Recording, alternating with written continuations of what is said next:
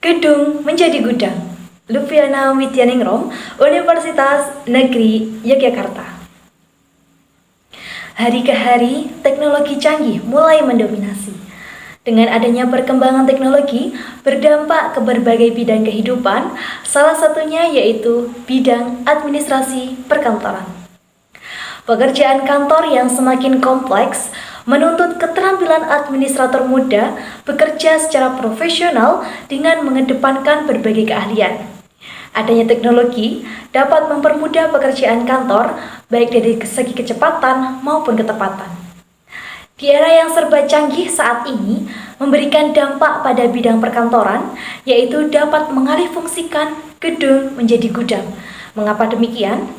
Dengan berkembangnya teknologi saat ini, pekerjaan kantor dapat dilakukan kapan saja dan di mana saja tanpa harus ke gedung kantor.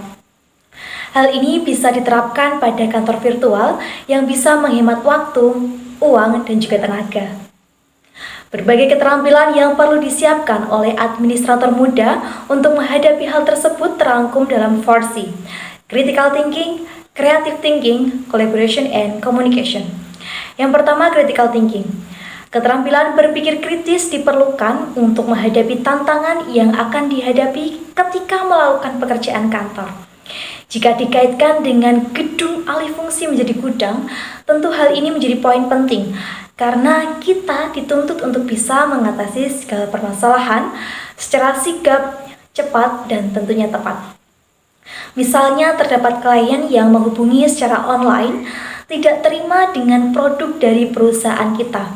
Nah, disitulah teman-teman kita itu diuji bagaimana cara kita menghadapi permasalahan tersebut dengan pemikiran yang kritis dan tetap mengutamakan etika bekerja.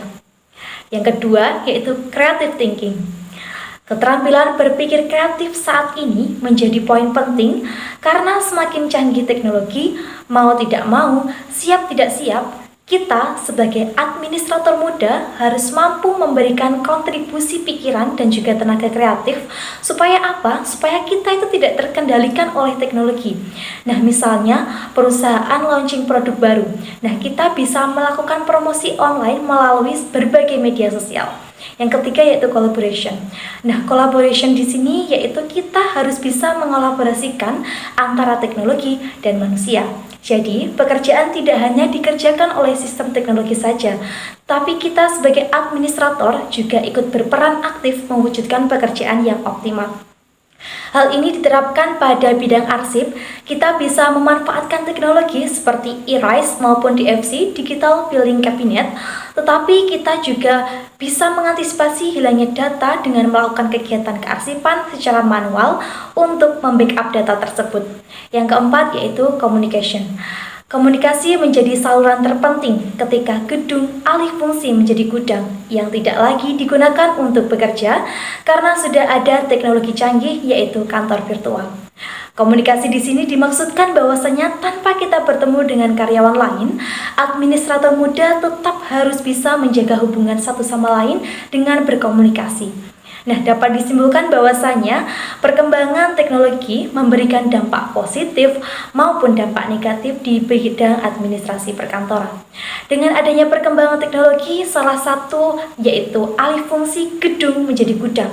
Karena pekerjaan dapat dilakukan kapan saja dan di mana saja, menuntut kita untuk bisa beradaptasi dengan berbagai keterampilan. Nah, keterampilan tersebut dapat terangkum dalam 4C: Critical Thinking, Creative Thinking, Collaboration, and Communication.